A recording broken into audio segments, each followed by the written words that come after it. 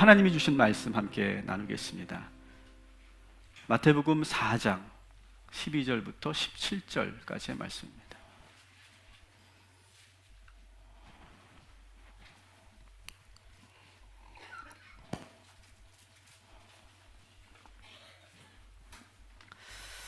오늘부터 예수님의 공생애를 우리가 계속 따라가겠는데요. 사도행전에서도 그랬지만 예수님의 공생애를 우리가 이해하고 또 따라갈 때 지도를 가지고 우리가 따라가는 것이 또 매우 중요합니다. 그래서 그 예수님의 행적을 잘 알려면 이스라엘 지도가 여러분들에게 익숙해져야 돼요. 그래서 먼저 여러분들에게 지도를 보여드리는데, 이스라엘은 크게 세 개의 지방으로 나눠져 있어요. 갈릴리 지방, 사마리아 지방, 유대 지방. 우리는 막 혼재되어 있죠, 이 지명 이름들이. 근데 크게 세 지방으로 나눠져 있다. 갈릴리, 사마리아, 유대 지방. 자, 갈릴리는 여러분이 잘 아시는 것처럼 예수님께서 중점적으로 공생의 사역을 하셨던 곳이 갈릴리 지역입니다. 그리고 갈릴리에는 뭐가 있습니까? 예수님의 고향인 나사렛이 있어요. 그리고 여러분, 거기 가나라고 되어 있죠? 예수님이 첫 이적을 베푸신 곳이 바로 이 갈릴리 지방에 있고요. 그리고 오늘 본문에서 소개되는 예수님의 주요 활동지 가버나움이라는 곳이 바로 이 갈릴리 지방에 있고, 우리가 잘 알고 있는 것처럼 갈릴리 바다 혹은 갈릴리 호수라고 불려지는 그곳이 바로 이 갈릴리 지방에 있다라고 하는 것을 여러분 또 아실 겁니다. 사마리아 하면 여러분 기억나는 건 우물가의 여인에게 주님께서 복음을 전하고 그에게 구원을 이루어 주신 그런 이야기가 떠오르실 거고, 보시는 것처럼 예수님께서 갈릴리에서 예루살렘으로 가시려면 반드시 이 사마리아 지역을 지나야만 했죠. 그래서 예수님은 돌아가지 않고 직접 사마리아 지역으로 들어가셔서 사마리아 땅에도 복음을 전하셨죠. 반면에 유대인들은 그렇게 하지 않았죠. 사마리아 지역을 돌지 않고 요단 동편으로 가서 베레아 데가볼리를 돌아서 이렇게 갈릴리로 가는, 또 갈릴리에서 다시 돌아서 예루살렘으로 내려오는 그런 행보를 보였습니다. 앞으로 이 지도를 여러분들이 계속 보시게 될 텐데 마음속으로 여러분 잘 기억해 주시면 좋겠습니다. 오늘 이 세 개 지방 가운데 주요 활동 무대는 오늘 본문에서는 갈릴리 지역입니다. 우리 4장 12절 13절 말씀을 우리 한번 다 같이 읽겠습니다. 시작. 예수께서 요한이 잡혔음을 들으시고 갈릴리로 물러가셨다가 나사렛을 떠나 스불론과 납달리 지경 해변에 있는 가버나움에 가서 사시니. 아멘. 자, 예수님께서 기억하시죠? 지난주에 광야에서 40일 동안 금식 기도하시고 마귀의 시험을 받으셨어요. 근데 한참 그렇게 광야에서 기도하실 때 세례 요한은 헤롯에게 붙잡혔다. 여기서 나오는 헤롯은 누굴까요? 헤롯 안티파스. 헤롯 왕은 크게 4명의 왕이 있다. 제가 말씀을 드렸죠. 기억이 나실 줄 믿습니다. 헤롯 안티파스에 지금 잡혀 있는 거예요. 그러니까 헤롯이 지금 이 세례 요한의 회개 운동에 본격적인 핍박을 시작하는 그 시점인 거예요. 이 소식을 들은 예수님께서는 유대 지역을 벗어나서 갈릴리로 물러가셨다, 이렇게 되어 있어요. 자, 지도를 다시 보여드리면, 자, 예수님의 행보를 우리가 봅시다. 예수님의 고향은 나사렛이라고 했어요. 그래서 파란색 화살표는 이제 시작을 하는 겁니다. 그 나사렛에서 세례 요한에게 세례를 받으러 요단으로 내려오시죠. 요단강으로. 그리고 세례를 받으시고 나서 바로 광야로 들어갑니다. 거기가 바로 유대 광야예요.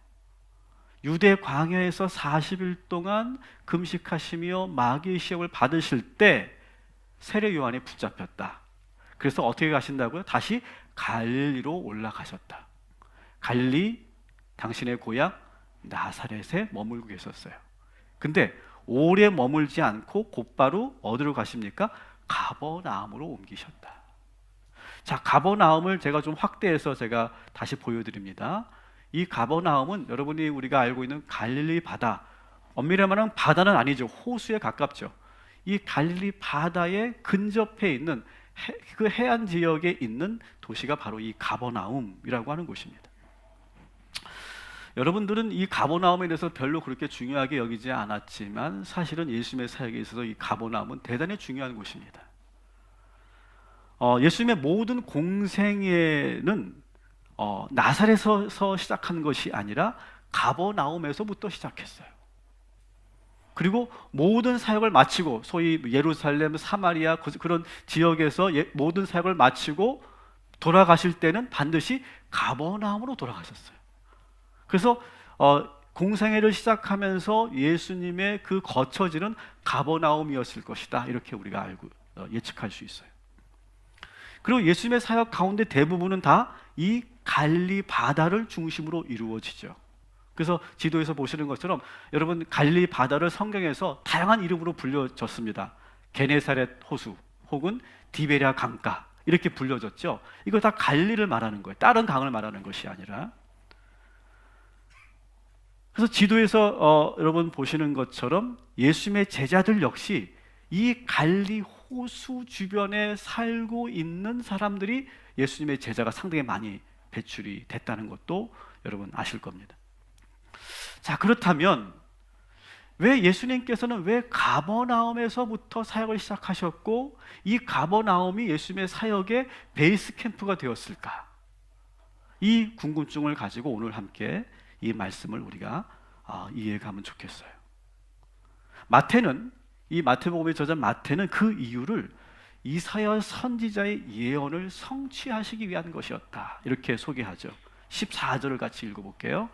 이는 선지자 이사야를 통하여 하신 말씀을 이루려 하시니라. 일러스되. 아멘. 자, 선지자의 말씀을 이루시기 위해서 어디로 갔다고요? 가버나움으로 가셨다. 이렇게 돼 있어요. 그러면서 이 마태복음 16절, 17절 말씀은 이사야 9장 1절, 2절의 말씀을 인용하는 거예요.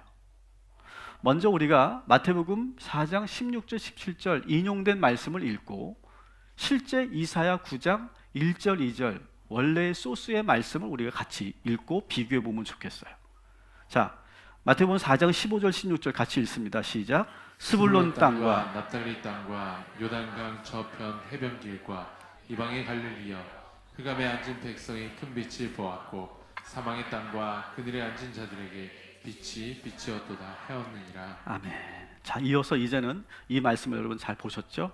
이제 실제 원래의 말씀 본문인 이사야 9장 1절 2절을 같이 읽습니다. 시작. 전에 고통받던 자들에게는 흑암이 없으리로다. 옛적에는 여호와께서 스불론 땅과 납달리 땅의 멸시를 당하게 하셨더니 후에는 해변길과 요단 저쪽 이방의 갈릴리를 영화롭게 하셨느니라. 흑암에 행하던 백성이 큰 빛을 보고 사망의 그늘진 땅에 거주하는 자에게 빛이 비치도다. 아멘. 자, 이 두 말씀에서 공통적인 부분이 많이 나오는데요. 보니까 갈릴리를 뭐라고 표현합니까? 스불론 땅과 납달리 땅과 요단강 저편 해변 이렇게 표현되고 있어요. 그러니까 갈릴리를 뭐라고 표현했다고요? 스불론 땅과 납달리 땅. 이 표현은 뭡니까? 여호수아 시대에 가나안 땅을 12지파에게 분배해 주죠. 그럴 때 이 갈릴리 지역은 두 지파, 스불론 지파와 납달리 지파에게 분배가 됐던 땅이 바로 갈릴리이기 때문에 그렇게 부른 것이다 라고 하는 것을 우리가 알 수 있습니다.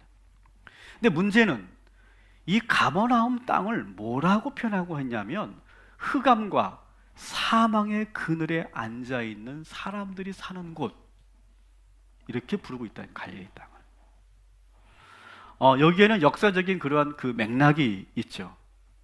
여러분 이사야 9장에 있는 말씀은 어떤 역사적 상황을 소개하고 있냐면 북이스라엘이 아수르에 의해 점령되고 무너져 갈 때 최악의 절망의 순간에 이 이사야가 희망의 예언을 했던 말씀이 바로 이 이사야 9장이에요. 그래서 그 흑암에 행하던 백성이 큰 빛을 보고 그리고 새로운 희망을 갖게 될 것이다. 이렇게 선포하는 말씀이 바로 이 이사야 9장이거든요. 그러면서 그 9장 1절 2절에 이어서 6절에 보면 이 어두운 땅에 한 아기가 태어날 것이다 라고 하는 그런 예언의 말씀을 이사야가 전하고 있습니다. 같이 읽습니다. 이는 한 아기가 우리에게 낳고 한 아들을 우리에게 주신 바 되었는데 그의 어깨에는 정사를 메었고 그의 이름은 기묘자라 모사라 전능하신 하나님이라 영존하시는 아버지라 평강의 왕이라 할 것입니다. 아멘. 여러분 마태복음을 이미 많이 읽으셨고 또 어떤 개론적인 그런 공부를 하신 분들은 아실 거예요. 마태복음에는 유독 구약 성경에 많이 인용된다는 걸 여러분 아시죠? 그 정도는 다 아시잖아요. 근데 왜 구약 성경을 유독 마태복음 많이 인용했을까? 여기에 대해서 성서신학자들은 뭐라고 얘기하냐면 이 마태복음의 주요 독자층들이 유대인들이 대부분이었다. 그래서 유대인들에게 예수를 증거하기 위해서는 구약 성경을 인용해야 그들이 다 설득력을 갖고 들을 것이기 때문에 구약을 많이 인용한 것이다. 이렇게 이야기를 합니다. 저는 거기에 뭐 반론을 제기할 마음은 없지만 저는 그것뿐일까라고 하는 생각이 들었어요. 그냥 단지 마태가 예수님을 소개할 때 유대인들에게 구약의 말씀을 인용해서 소개해서 예수님을 더 잘 소개하기 위한 것인 거 그것뿐일까? 저는 다르게 보여집니다. 이 관점이 어떻게 보여지냐 하면 여러분 예수님께서는요 실제로 모든 공생의 사역을 하실 때 말씀의 근거로 해서 모든 행보와 모든 선택과 모든 말씀을 하셨던 거예요. 다시 말하면 뭘 말씀드리려고 하는 거냐? 예수님께서는 그냥 자의적으로 판단하고 그냥 당신이 알아서 한 것이 아니라 말씀을 충분히 묵상하고 그 묵상한 곳에서 나오는 그 말씀을 그대로 행하신 그런 사역이 바로 예수님의 공생애라고 하는 거예요. 철저하게 하나님 말씀의 근거에서 모든 사역이 이루어졌다는 거예요. 그러니까 다시 말하면 가버나움으로 간 것도 그냥 여기가 좋겠네, 여기 땅이 좋고 산세가 좋고 뭐 여기가 뭐 지형이 좋고 여기 도시니까 여기가 괜찮네, 여기다가 베이스 캠프를 차리면 뭐 전도하기도 좋고 그런 것이 아니라는 거예요. 예수님의 모든 행적과 사역은 말씀에 따라 했다는 거예요.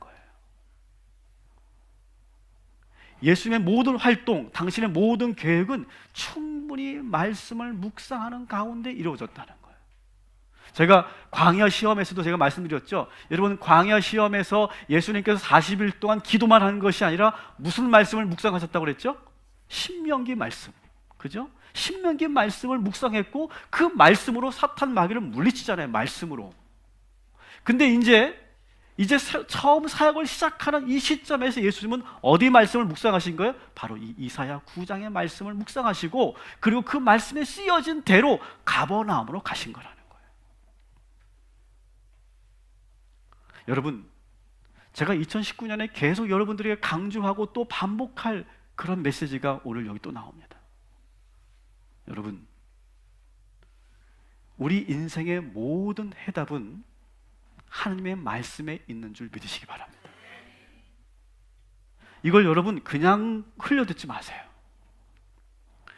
우리가 인생을 살면서 너무 중요한 선택을 할 때 여러분 이 성경 말씀이 우리의 인생의 발걸음에 빛이 되고 등이 될 줄 믿습니다. 그래서 여러분 말씀대로 행하십시오. 따라합시다. 말씀을 참고만 하지 말고 말씀대로 살자. 이게 우리의 2019년 우리의 목표예요. 영적인 목표. 말씀에 이런 말씀이 있네, 참고할 만하네, 뭐 괜찮은 말씀이네. 그런데 좀 이거는 비현실적이지, 세상은 이렇게 돌아가지 않는데, 그러면서 자기 마음대로 세상의 경험대로 세상의 방법대로 산다면 이 말씀은 아무 소용이 없는 거예요. 여러분 저희들 오늘 약속했으면 좋겠어요. 여러분 세상이 뭐라고 얘기하든 세상의 어떤 전문가들이 뭐라고 속삭이든 여러분 우리는 말씀이 우리의 해답인 줄 믿습니다. 말씀대로 살 때 그것이 경쟁력이 되고 그것이 올바른 축복의 근거가 되고 그것이 능력으로 나타나게 될 줄 믿습니다. 그래서 예수님은요 모든 공생애가 다 말씀대로 행하신 거예요. 예수님께서 가버나움을 사역의 베이스 캠프로 삼으신 또 다른 이유가 있어요. 예수님의 고향 나사렛으로부터 이 가버나움까지는 약 64km, 북동쪽으로 64km 정도 떨어져 있는 곳인데, 사진을 제가 한번 보여드리면 이곳이 바로 가버나움 지역입니다. 자, 넓게 펼쳐져 있는 곳이 갈릴리 호수예요. 그리고 그 검은 지붕이 덮여져 있죠. 여기가 이제 우리가 이제 뒤에서 보게 될 텐데 베드로의 집이에요. 베드로의 집. 그래서 저 곳이 베드로 기념교회. 그래서 이 지역이 가버나움이고 저 앞에 쫙 넓은 그런 갈릴리 호수가 펼쳐져 있습니다. 나사렛과 비교해 본다면요, 상당히 큰 차이가 있는데요. 나사렛은 약 한 400명의 인구가 사는 그냥 작은 마을이에요. 근데 그 당시 이 가버나움은 그 당시로 본다면 약 2,000명이 사는, 그러니까 오늘 우리로 본다면 뭐 그다지 크게 느껴지지 않지만 그 고대 도시 안에서는 2,000명이 산다면 대단히 큰 도시죠. 그리고 이 가버나움은 그 지형적으로 보면 지중해에서 다메섹으로 가는 그런 교역로가 그 앞을 지나고 있어요. 그래서 교통의 요충지이고요. 그래서 많은 사람들이 모여드는 곳이었어요. 그래서 로마 군대가 주둔을 할 때 여러 곳에 주둔을 했는데 특별히 가버나움에 로마 군대가 주둔하고 있었어요. 그뿐만 아니라 로마 황제가 세금을 걷어가는 그 세관이 거기 있었어요. 오늘날 보면 뭐죠? 국세청 같은 거죠. 그래서 이 가버나움은 무역과 군사와 행정의 그런 도시라고 말할 수 있어요. 여러분, 여기서 그 아까 제가 말씀드렸던 로마 부대가 주둔하고 있었다고 그랬죠? 여러분 기억하실 거예요. 백부장의 하인을 고쳐준 곳, 그것이 어디예요? 바로 가버나움이에요. 그리고 여기에 세관이 있었다고 그랬죠? 그 세관의 세관원이 누구예요? 세리 마태인 거예요. 다 여기 가버나움 출신이에요. 그리고 이 지역은 보시는 것처럼 어획량이 풍부해서 업에 종사하는 자들이 상당히 많았고요. 또 물이 있으니까 주변의 땅이 아주 비옥했어요. 특별히 과수 농사가 그렇게 잘 됐답니다. 그래서 이 갈릴리 지역은 농산물, 수산물이 풍부했고, 그래서 그것을 사고 파는 큰 시장이 열린, 다시 말하면 경제 도시였어요. 예수님은 이곳에 이 가버나움 출신의 제자들을 많이 세우죠. 마태복음 4장 18절에 보면 예수님이 제자들을 콜링하는 장면이 나오는데 같이 읽어볼게요. 갈릴리 해변에 다니시다가 두 형제 곧 베드로라 하는 시몬과 그의 형제 안드레가 바다에 그물 던지는 것을 보시니 그들은 어부라. 아멘. 여기 베드로와 안드레 역시 갈릴리 지역 중에서도 가버나움 출신이에요. 그리고 21절에 넘어가면 곧바로 또 누구가 나옵니까? 요한과 야고보가 또 나오죠. 그래서 이 가버나움, 갈릴리 출신 중에서도 가버나움에 살고 있는 이 사람들이 많이 제자로 등용됩니다. 예수님께서는 왜 이 가버나움을 이렇게 중요한 선교지로, 선교 베이스 캠프로 여기셨을까? 가버나움은 가능성과 절망이 공존하는 도시였어요. 제가 이 가버나움에 대한 설명을 다음에 또 한번 할 기회가 있을 거예요. 좀 전에 말씀드린 것처럼 기라성 같은 예수님의 제자들을 배출한 도시가 이 가버나움이에요. 그리고 말씀드린 것처럼 정치, 경제, 군사, 무역이 매우 활성화된 그런 도시였어요. 그래서 어떤 분들은 예수님께서 그 모든 것을 다 아시고 선교 전략적으로 매우 중요한 곳이기 때문에 이곳을 택하셨다, 이렇게 말하더라고요. 그러나 저는 그렇게 생각하지 않아요. 예수님이 딱 보고 어떤 전략적으로 그곳을 들어가신 것이 아니에요. 나중에 제가 또 설명하겠지만 가버나움은요, 먹고 살기는 좋았고 모든 것이 편리한 도시였지만 영적으로 매우 심각한 도시였어요, 사실은. 예수님은 지금 전략적인 측면에서 가버나움으로 택하신 것이 아니에요. 겉으로 보기에는 아무 문제 없어 보이지만 영적으로 병들어 있는 도시를 가장 먼저 들어가 복음을 전하고 하나님 나라를 전파하시는 거예요. 4장 17절 같이 읽겠습니다. 시작. 이때부터 예수께서 비로소 전파하여 이르시되 회개하라 천국이 가까이 왔느니라 하시더라. 아멘. 자, 이때부터가 뭐예요? 가버나움에 들어가시면서부터 사역을 시작했다는 거예요. 부유하고 활기차고 모든 것이 풍부한 도시에서 예수님이 전한 메시지가 뭡니까? 축복받으십시오, 여러분. 신앙생활 잘하면 하나님께서 축복해 주실 것입니다. 하나님은 여러분을 사랑하십니다. 하나님은 여러분을 위로하십니다. 하나님은 인자하신 분입니다. 그런 말씀을 전하지 않고 뭘 전했다고요? 따라합시다. 회개하라. 회개하라를 전했다는 거예요. 만일 여러분 제가 매주 여러분이 나오는데 이 예배 드리는데 제가 매주 회개하세요. 집사님 회개하세요. 회개하세요. 회개하세요. 이렇게 매주 한다면 여러분 나올 거 안 나올 거예요? 안 나와?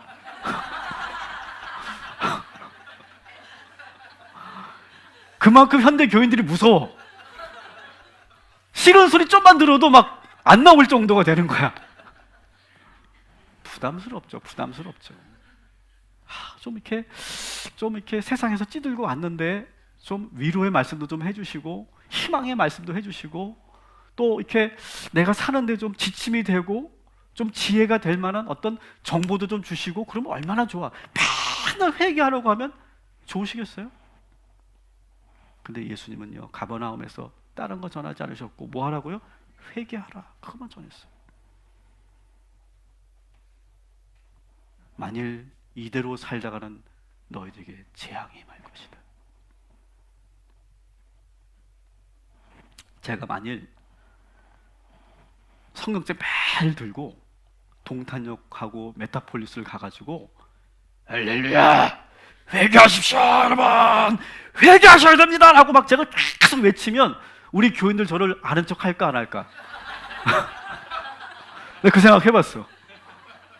아는 척 안 할 것 같아. 싫어할 거예요, 싫어할 거예요. 도시인들은 그런 걸 참 별로 안 좋아해요.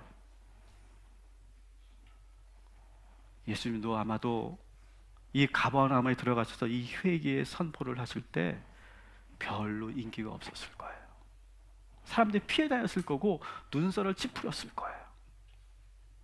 그런데 왜 이 가버나움, 겉으로 보기에는 풍성하고 윤택하고 아무 문제 없어 보이는 이 행복한 도시에서 왜 자꾸 회개를 레디컬하게 전하고 계실까?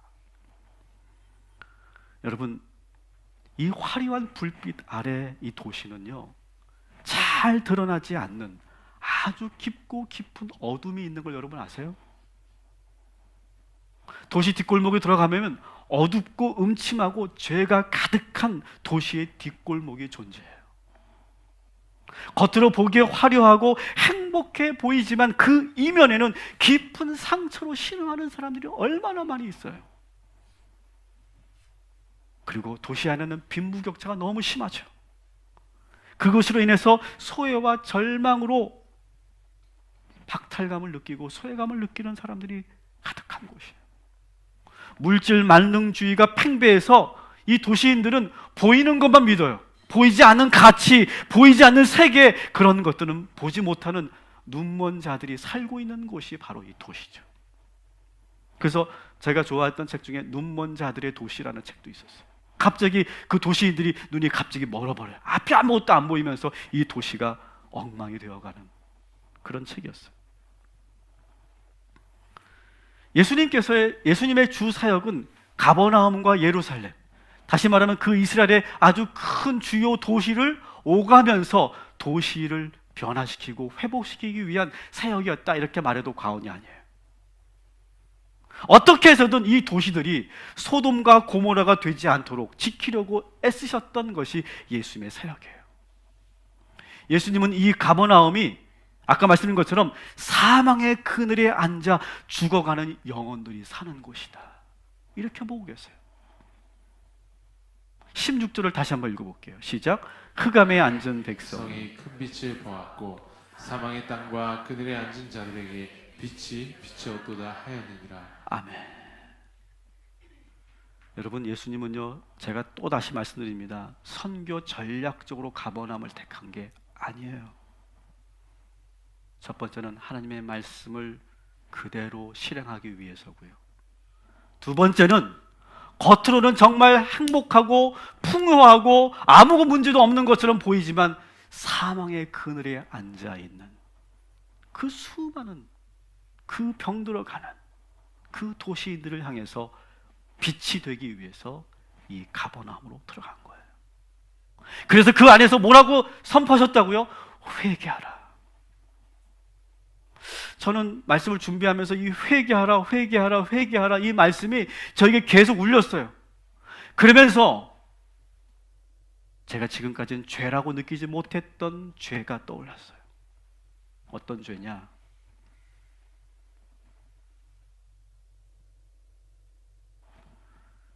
저는 우리 동탄 꿈의 교회가 너무 좋은 위치에 있다고 좋아했어요. 그걸 제가 회개해요. 사람들이 저희 교회로 보시면 많은 목사님들과 동료들이 오면 야, 여기 너무 위치가 좋다. 그러면 제가 그치 그랬어요. 그리고 오는 성도님들도 여기 너무 위치가 너무 좋은 것 같아요. 상가인데도 위치가 참 좋은 것 같아요. 그렇죠. 저는 그것만 좋아했어요. 회개합니다. 자꾸 저는 목회를 하면서 교회를 이끌어가면서 자꾸 전략적인 생각만 하고 있는 거예요. 제가 회개합니다. 예수님은요 절대로 이 가버나움을 택하면서 어떤 선교 전략적으로 거기에 가신 게 아니라는 거예요. 그 도시의 어둠의 뒷골목, 남들이 보지 않고 남들이 외면하는 그 뒷골목에 죽어가는 영혼들, 그 영혼들을 위해서 들어가신 곳이 바로 가버나움이라는 거예요. 사랑하는 성도 여러분, 우리가 살고 있는 이 도시에도 예수님이 계셔야 되지 않겠어요? 예수님이 오셔야 되지 않겠어요? 여러분, 이 도시에는 어두움이 없습니까? 여러분이 이 도시에 살고 있는데 여러분의 마음은 정말 희망차고 항상 기쁘고 행복합니까? 우리 안에 어둠이 없습니까? 슬픔이 없습니까? 상처가 없습니까? 절망이 없습니까? 염려와 두려움이 없습니까?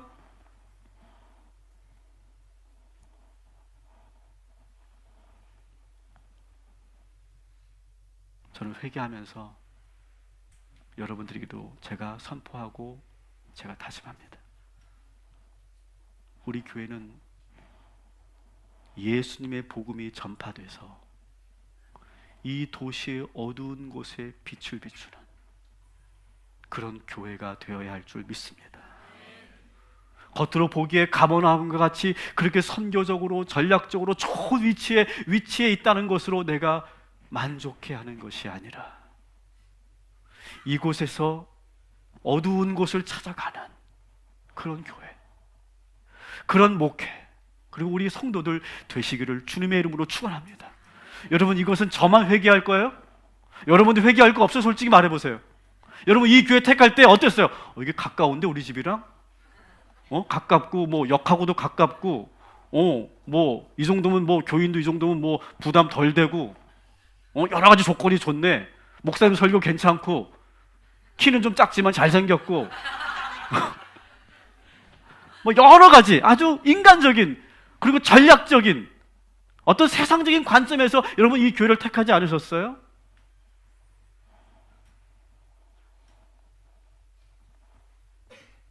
우리 다시 바꿔야 될 것 같아요. 하나님께서 이 동탄 꿈의 교회를 세우신 것은 이 도시의 어두운 곳을 밝히라고, 그리고 그렇게 살라고 우리를 이곳에 불러주신 줄 믿습니다.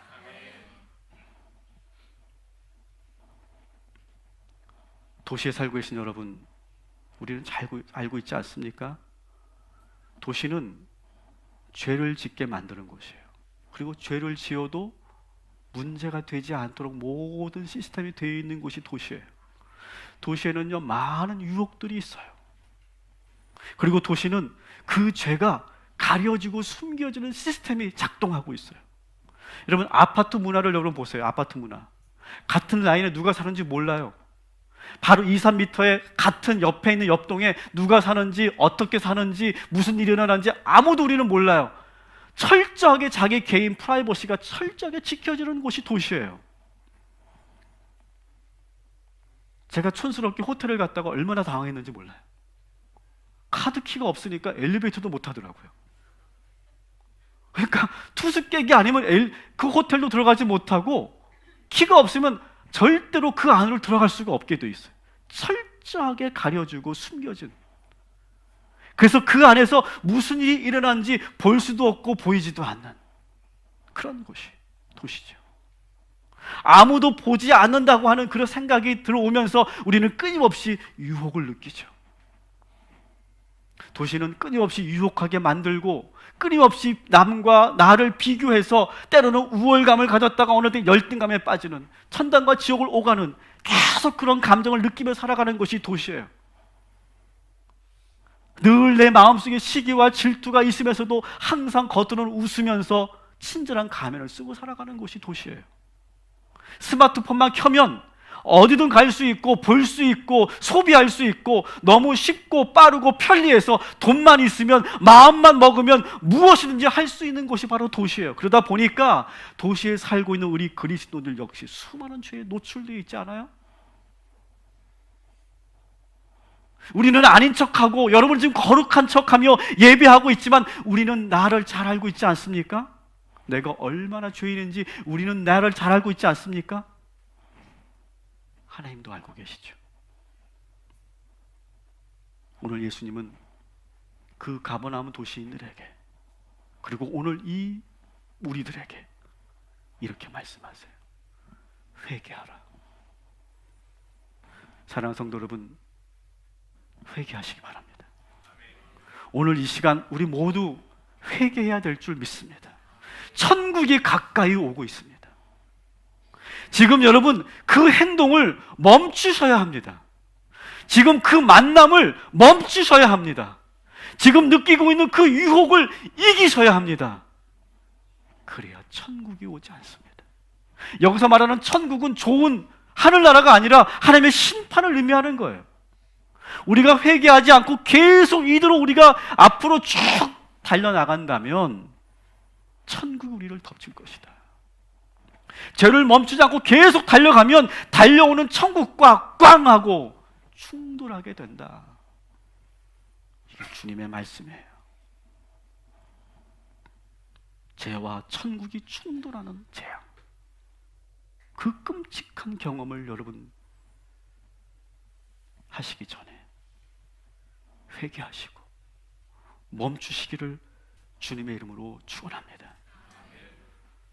말씀을 정리합니다. 여러분 말씀을 공부만 하고 참고만 하지 마시고 말씀대로 사시기 바랍니다. 예수님께서도 모든 공생애를 말씀대로 행하셨어요. 내 생각대로 행동하는 것이 아니라 말씀대로 행하셨어요. 자의적으로 하지 않았어요. 여러분이 보시기에 내가 이렇게 자꾸 마음이 가는데 성경에 이렇게 써 있으면 성경대로 하시기 바랍니다. 그것이 그리스도입니다. 모든 예수님의 발걸음은 말씀에 비추어서 걸어가셨어요. 모든 말씀도 당신의 말, 사람의 말이 아니라 하나님의 말씀으로 선포하셨어요. 사랑하는 성도 여러분, 말씀은 진리인 줄 믿으시기 바랍니다. 말씀은 우리 인생의 해답인 줄 믿으시기 바랍니다. 우리가 살고 있는 이 도시는 서울과 예루살렘과 같은 대도시는 아니지만 가버나움과 같이 살기 좋은 도시인 건 분명해요. 그러나 이 도시 안에는 어두움이 있고 슬픔이 있고 절망이 있어요. 저와 여러분이 그 어두운 곳에 등대가 되고 빛이 되는 복음의 전파자들이 되시기를 주님의 이름으로 축원합니다. 다시 말씀드립니다. 여러분 회개하십시오. 천국이 가까이 오고 있습니다.